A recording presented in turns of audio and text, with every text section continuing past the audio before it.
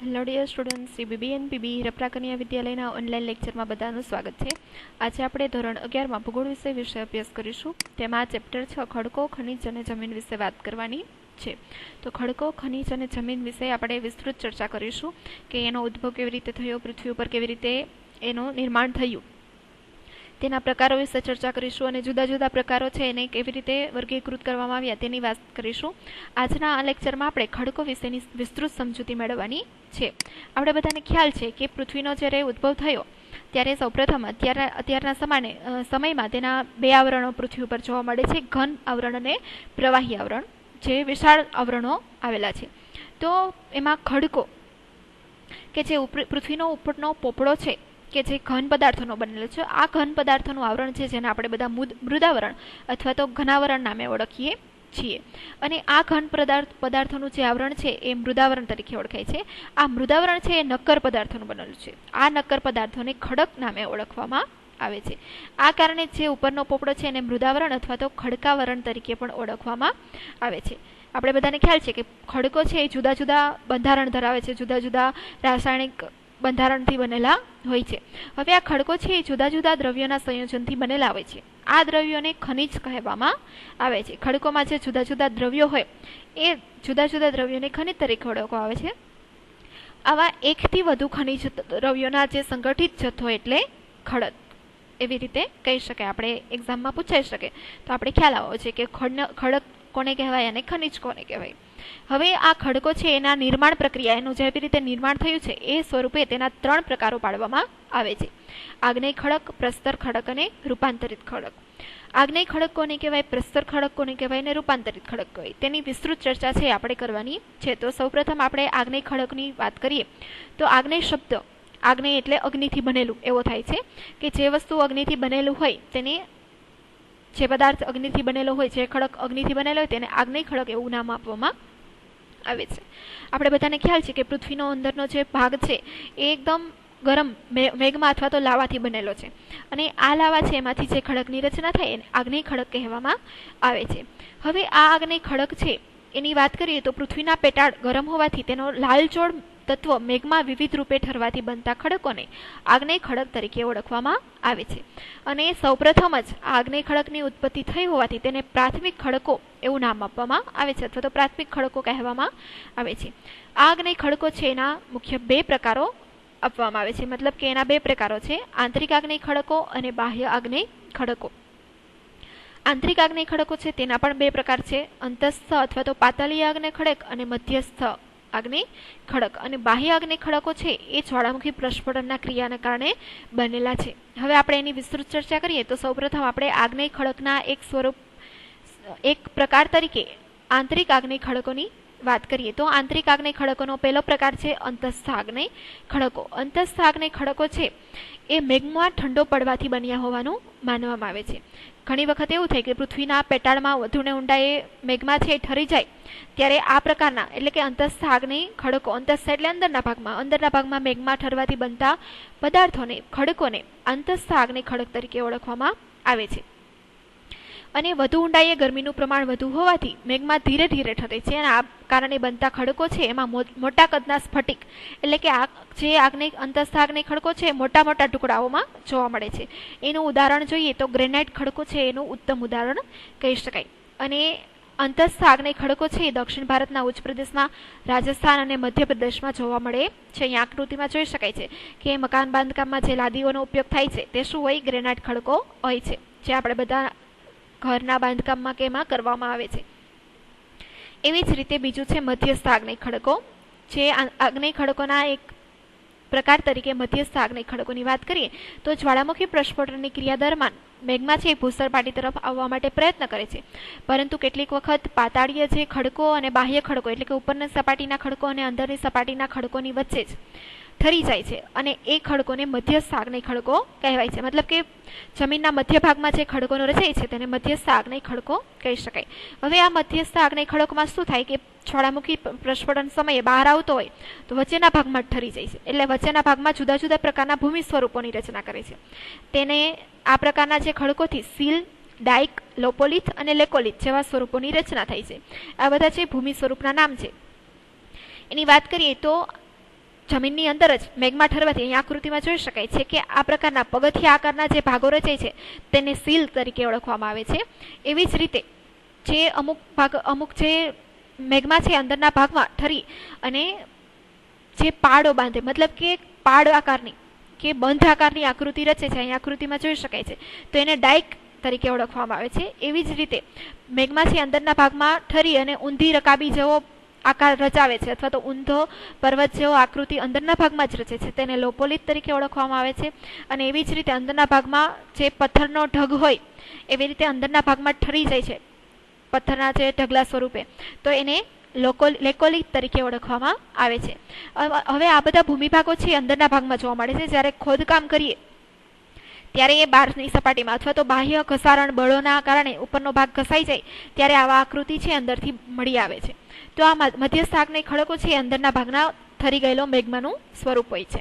હવે પછી બાહ્ય આગ્નેય ખડકોની વાત કરીએ તો જ્વાળામુખી ક્રિયા દરમિયાન મેગ્મા છે ખડક સ્તરો તોડીને બહાર આવે છે અને તે પૃથ્વીની બહારના હવાના સંસર્ગમાં આવવા લાવા છે ઠંડો પડી અને જે ખડકો રચાય છે તેને બાહ્ય આગ્નેય ખડકો તરીકે ઓળખવામાં આવે છે. જેમાં સ્ફટિકો એટલે કે ટુકડાઓ છે અતિ સૂક્ષ્મ એટલે કે નાના નાના ટુકડાઓ છે એમાં જોવા મળે છે. હવે આનું ઉદાહરણ જોઈએ તો બેસાલ્ટ ખડકો છે એનું બેસ્ટ ઉદાહરણ કહી શકાય, જે દક્ષિણ અને પશ્ચિમ ગુજરાતમાંથી મળી આવે છે. અહીં આકૃતિમાં જોઈ શકાય છે કે જે આપણે રોડના બાંધકામમાં જે પથરા નાના નાના ટુકડાઓ જોવા મળે છે, ઉપયોગમાં લેવાય છે, તે શું હોય છે? બેસાલ્ટ ખડકો હોય છે. હવે પછીનું છે બીજો સ્વરૂપ કે પ્રસ્તર ખડકો. પ્રસ્તર ખડકો છે એની રચના કેવી રીતે થાય છે કે પૃથ્વી ઉપર જે ખડકો છે એનો બીજું સ્વરૂપ, પહેલું છે આગ્નેય ખડકો, બીજું છે પ્રસ્તર ખડકો. પ્રસ્તર ખડકો છે એ અપક્ષરણ એટલે કે ઘસારણ અને ઘસારણના બળોના પરિણામે અગ્નેય ખડકો છે એ તૂટી પડે છે. જે પહેલું સ્વરૂપ છે આગ્નેય ખડકો એ અમુક ઉપરના જે ઘસારણ બળો હોય છે કે નદી, હિમનદી કે પવનો કે એવા ઘસારણના કારણે એ ખડકો તૂટી જાય છે. હવે તૂટેલા ખડકના પદાર્થો છે એ જળમાં નિક્ષેપણ થતું રહે છે અને એમાંથી સ્તર રચાય છે. હવે આ જે તૂટેલા ખડકોના ટુકડા છે એ નદી કે કોઈ પણ સ્વરૂપે પાણી છે એની સાથે લઈ જાય છે અને એની સાથે લઈ અને એક જગ્યાએ નિક્ષેપણ એટલે કે એક જગ્યાએ ઠલવે છે અને એમાંથી વારંવાર એવી પ્રક્રિયા થવાથી શું થાય? સ્તરોની રચના થાય છે. આમ એક સ્તર ઉપર બીજું સ્તર રચાય છે અને કાળક્રમે તેમાંથી સ્તર રચના ધરાવતા ખડકોનું નિર્માણ થાય છે અને કેટલીક વખત આ ખડકોને નિક્ષેપકૃત ખડક તરીકે પણ ઓળખવામાં આવે છે. હવે કોઈ પણ ઘસારણ બળોને કારણે જે પ્રસ્તર આગ્નેય ખડકો છે એના ટુકડાઓ તૂટી અને એમાંથી શું થાય? ઘસારણ થાય અને જળ અથવા તો પવનો છે એક જગ્યાએથી બીજી જગ્યાએ આ જે ટુકડાઓ છે એ લઈ જાય છે અને એક જગ્યાએ નિક્ષેપ મતલબ કે એક જગ્યાએ ઠાલવે છે અને એવા વારંવાર એ પ્રક્રિયા થવાથી એક ઉપર બીજું સ્તર, ત્રીજું સ્તર એવી રીતે સ્તર રચાય છે અને અમુક સમયાંતરે શું થાય? એનું ખડકમાં રૂપાંતર થઈ જાય છે. જે ટુકડાઓ છે એ બધા એક થઈ અને નક્કર બની જાય છે અને એના કારણે રચાતા સ્તરોને પ્રસ્તર ખડક તરીકે ઓળખવામાં આવે છે અથવા તો નિક્ષેપકૃત ખડક તરીકે પણ ઓળખવામાં આવે છે. આ પ્રશ્ન આપણે એક્ઝામમાં પૂછાઈ શકે તો યાદ હોવું જોઈએ. હવે આ પ્રસ્તર ખડકોની રચનામાં કેટલાક સ્તર દ્રવ્યો છે એ રાસાયણિક દ્રવ્યો અથવા તો સેન્દ્રીય દ્રવ્યો જોવા મળે છે અને આ પદાર્થોના પ્રમાણે પ્રસ્તર ખડકોની રચના છે એના નીચે પ્રમાણે પેટા વિભાગ પડી શકે. આપણે નીચે જોઈએ તો આ જે પ્રસ્તર ખડકો છે એ રાસાયણિક દ્રવ્યોના બનેલા હોય અને સેન્દ્રીય મતલબ કે અમુક જે જીવો છે કે સજીવો છે અથવા તો વનસ્પતિજન્ય જીવો છે એનું નિક્ષેપ થતું હોય અને એના કારણે પણ રચાય છે. હવે પ્રસ્તર ખડકોની વિસ્તૃત ચર્ચા કરીએ તો પ્રસ્તર ખડકોના 3 વિભાગમાં વહેંચવામાં આવે છે: ખડક પદાર્થ નિર્મિત પ્રસ્તર ખડક, રાસાયણિક પદાર્થ નિર્મિત પ્રસ્તર ખડક અને સેન્દ્રીય પદાર્થ નિર્મિત પ્રસ્તર ખડક. ખડક પદાર્થ નિર્મિતની વાત કરીએ તો રેતીના, માટીના અને કોંગ્લોમેરેટના ખડક એટલે કે જે રેતીના ખડકો, માટીના ખડકો અને કોંગ્લોમરેટના ખડકો તૂટી અને એમાંથી જે ખડકોનું નિર્માણ થાય છે તે ખડક પદાર્થ નિર્મિત પ્રસ્તર ખડકો કહે છે. રાસાયણિક પદાર્થની વાત કરીએ કે જુદા જુદા રસાયણો હોય એમાંથી જે રચાતા ખડકો હોય એને રાસાયણિક પદાર્થ નિર્મિત ખડકો કહેવામાં આવે છે. તેની આપણે વિસ્તૃત ચર્ચા છે એ કરીશું. અને સેન્દ્રીય પદાર્થ નિર્મિત છે એના પણ 2 વિભાગ પડે છે: ચુનાળુ અને કાર્બનયુક્ત. તો એમાંથી રચાતા જે પદાર્થો છે, ખડકો છે, તેને સેન્દ્રીય પદાર્થ નિર્મિત પ્રસ્તર ખડકો કહેવામાં આવે છે. હવે આપણે સૌપ્રથમ ખડક પદાર્થ નિર્મિત પ્રસ્તર ખડકોની વાત કરીએ તો એને કોને કહેવાય? અપક્ષરણ એટલે કે ખવાણ. કોઈ પણ જે ખડકો છે એનું ખવાણની પ્રક્રિયાથી જેનું વિભાજન એટલે કે તૂટે જાય છે અને એમાંથી રચાતા જે ખડકો છે તેને ખડક પદાર્થ નિર્મિત પ્રસ્તર ખડકો કહેવામાં આવે છે. હવે આ અપક્ષરણ છે એ કેના લીધે થાય છે? તો પદાર્થો છે એ નદી, હિમનદી કે પવન જેવા બળો છે એ આ જે ખડકના ટુકડાઓ છે એ તોડી અને એક જગ્યાએથી બીજી જગ્યાએ લઈ જાય છે. એ બળોના વેગ જ્યારે ઘટી જાય ત્યારે સ્થળાંતરિત પદાર્થો છે એ જુદી જુદી જગ્યાએ પથરાઈ જાય છે અને સમય જતાં તેમાંથી ખડક પદાર્થોનું સ્તરો રચાય છે અને ખડક પદાર્થોનું નિર્માણ થાય છે. તેને પ્રસ્તર ખડકો તરીકે ઓળખવામાં આવે છે અથવા તો ખડક પદાર્થ નિર્મિત પ્રસ્તર ખડક તરીકે ઓળખવામાં આવે છે. તો તેના ઉદાહરણો જોઈએ તો રેતીના ખડકો અને માટીના ખડકો અને કોંગ્લોમરેટ. અહીંયા જોઈ શકાય છે રેતીમાંથી બનેલા ખડકો, માટીના ખડકો અને કોંગ્લોમરેટના ખડકો છે એ તેના ઉત્તમ દ્રષ્ટાંત છે કે જે ખવાણની પ્રક્રિયાને લીધે ખડકો તૂટી અને રચાયા હોય છે. ત્યાર પછીનું બીજું છે રાસાયણિક પદાર્થ નિર્મિત પ્રસ્તર ખડકો. રાસાયણિક પદાર્થો કોને કહેવાય? કે ખડકોમાં રહેલા રાસાયણિક પદાર્થો છે, જુદા જુદા રસાયણો છે એ વહેતા જળમાં દ્રાવણ સ્વરૂપે ઓગળી જાય છે. જ્યારે રસાયણો છે પાણીમાં ભળે ત્યારે શું થાય? દ્રાવણ સ્વરૂપે એટલે કે પ્રવાહી સ્વરૂપે ઓગળી જાય અને પાણીનો વેગ ઘટતા એ જે દ્રાવણ સ્વરૂપે રસાયણો ઓગળ્યા હોય એક જગ્યાએ નિક્ષેપ થાય, મતલબ કે એક જગ્યાએ ઠાલવાય, એક જગ્યાએ એનું જમા થાય છે અને એના કારણે જે પદાર્થોનું નિર્માણ થાય છે તેને રાસાયણિક પદાર્થ નિર્મિત પ્રસ્તર ખડકો તરીકે ઓળખવામાં આવે છે. તેમાં ચિરોડી અને મીઠાના ખડક એનો સમાવેશ થાય છે.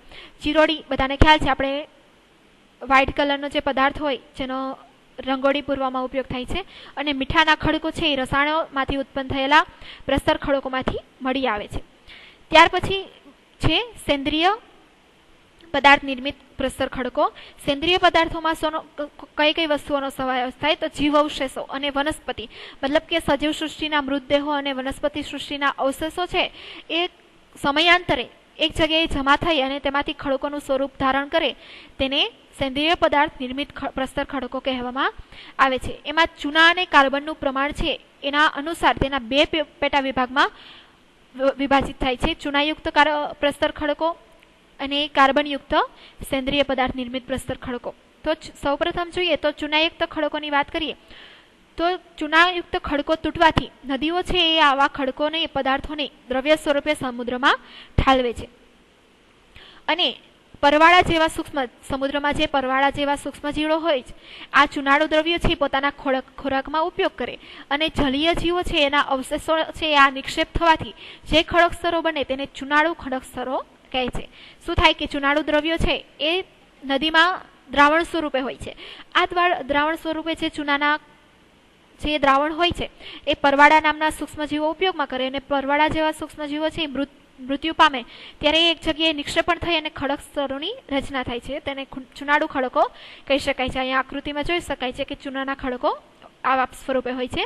ત્યાર પછી છે કાર્બનયુક્ત ખડકોની વાત કરીએ તો વનસ્પતિના અવશેષો છે એ દટાઈ અને એમાંથી દબાણ અને આંતરિક ગરમીના લાંબા ગાળાની અસરને કારણે જે ખડકોનું નિર્માણ થાય છે તેને કાર્બનયુક્ત ખડકો કહે છે, જે વનસ્પતિના અવશેષોમાંથી નિર્માણ પામ્યા હોય છે. અહીંયા આકૃતિમાં જોઈ શકાય છે.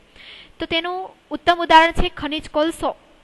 આકૃતિમાં જોઈ શકાય છે કે જે વનસ્પતિના અવશેષો દટાઈ અને એમાંથી સમયાંતરે જે કાર્બનનું યુક્ત રચના થઈ હોય તેમાં શેનો સમાવેશ થાય છે? ખનિજ કોલસો એનું ઉત્તમ ઉદાહરણ કહી શકાય છે. હવે વનસ્પતિના અવશેષો દટાઈ જવાથી આંતરિક ગરમીના લાંબા ગાળાની અસરને કારણે આ પ્રકારના ખડકો છે એ નિર્માણ પામે છે અને તેને કાર્બનયુક્ત ખડકો કહેવામાં આવે છે. હવે પછી છે રૂપાંતરિત ખડકો. રૂપાંતરિત ખડકોની વાત કરીએ આપણે જોયું ખડકો છે એના 3 પ્રકારો આગ્નેય જોયા, પ્રસ્તર જોયા અને ત્રીજો પ્રકાર છે રૂપાંતરિત ખડકો. રૂપાંતરિત ખડકો છે એ કોને કહી શકાય? તો આગ્નેય અને પ્રસ્તર ખડકોના મૂળ બંધારણના સ્વરૂપમાં પરિવર્તન થઈ અને રચાતા નવનિર્મિત ખડકોને રૂપાંતરિત ખડકો તરીકે ઓળખવામાં આવેલી છે. પહેલા બે પ્રકાર છે આગ્નેય અને પ્રસ્તર ખડકો છે તેના બંધારણ હોય એમાં ફેરફાર થઈ અને રૂપાંતરિત ખડકો નિર્માણ થાય છે. હવે ખડકોનું સ્વરૂપ બદલાતા બે રીતે બદલાય છે, ભૌતિક રૂપાંતરિત અને રાસાયણિક રૂપાંતરિત. ભૌતિક કોને કહેવાય? કે એનો આકારમાં કોઈ પણ ખડક સ્તર છે એના આકારમાં ફેરફાર થઈ અને નવું ભૂમિ સ્વરૂપ રચાય તેને રૂપાંતરણ કહેવાય અને ભૌતિક રૂપાંતરણ કહેવાય રાસાયણિક, એટલે કે એમાં અંદર રહેલા રસાયણો છે એના બંધારણમાં ફેરફાર થઈ અને જે રચના થાય તેને રાસાયણિક રૂપાંતરણ કહેવાય. તો આમ જે આ બંને રીતે સ્વરૂપે બદલાય અને મૂળ ખડકો છે એના આકાર અને ખનિજ દ્રવ્યનું સ્વરૂપ બદલાય અને ખડકોમાં નવા સ્ફટિકોનું નિર્માણ થાય છે તેને રૂપાંતરિત ખડકો તરીકે ઓળખવામાં આવે છે. હવે આવું ક્યારે થાય કે પ્રવાહી મેઘમાં છે એના સ્પર્શથી ની આસપાસના જે સ્થાનિક ખડકો હોય એમાં પરિવર્તન થઈ અને આવા પ્રકારના રૂપાંતરિત ખડકો છે તેને રચના થાય છે. તેને સંસ્કરિત રૂપાંતરિત ખડકો નામે પણ ઓળખવામાં આવે છે. હવે ઘણી વખત એવું બને કે તાપમાન દબાણના પરિણામે ખૂબ જ વ્યાપક વિસ્તારમાં ખડકોનું બંધારણ અને સ્વરૂપ બદલી નાખે છે અને તેના કારણે પ્રાદેશિક રૂપાંતરિત ખડકો કહે છે. સંસ્કરિત રૂપાંતરિત ખડકોને પ્રાદેશિક એટલે કે મેગ્માના સંસર્ગમાંથી જે ખડકો મેગ્માના સંસર્ગમાં જે ખડકો આવે અને એના કારણે જે રૂપાંતરિત થાય એને સંસ્કરિત રૂપાંતરિત ખડકો કહેવાય. અને એવી જ રીતે તાપમાન, ઘણી વખત પૃથ્વીની સપાટી ઉપરના જે ખડકો છે એ તાપમાન અને દબાણને કારણે તૂટી જાય છે અથવા તો એમાં કંઈક બંધારણમાં ફેરફાર થાય છે અને એના લીધે શું થાય, જે મુખ્ય ખડક હોય એનું આકાર અથવા તો એનું સ્વરૂપ છે એ બદલી નાખે છે અને તેને પ્રાદેશિક રૂપાંતરિત ખડક તરીકે ઓળખવામાં આવે છે. હવે તાપમાન અને રૂપાંતરિતના કારણે જે ફેરફાર થવાથી જે ખડકો રચાય છે તેના બે ઉદાહરણ છે, આરસ પહાડ અને ક્વાર્ટઝાઇટ. આરસ પહાડ મતલબ કે બધાને ખ્યાલ જ હશે, જેને આપણે માર્બલ તરીકે ઓળખીએ છીએ તે, અને ક્વાર્ટઝાઇટ એના ઉત્તમ દ્રષ્ટાંત છે, આપણે આકૃતિમાં જોઈ શકાય છે. આ છે ક્વાર્ટઝાઇટ અને આ છે આરસ પહાડ.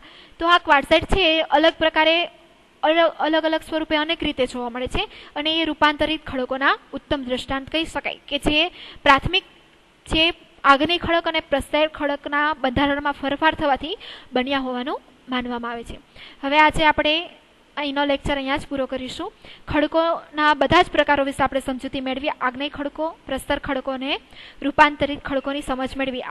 આગળના લેક્ચરમાં નેક્સ્ટ લેક્ચરમાં આપણે ખનિજો વિશેની સમજૂતી મેળવીશું. Thank you.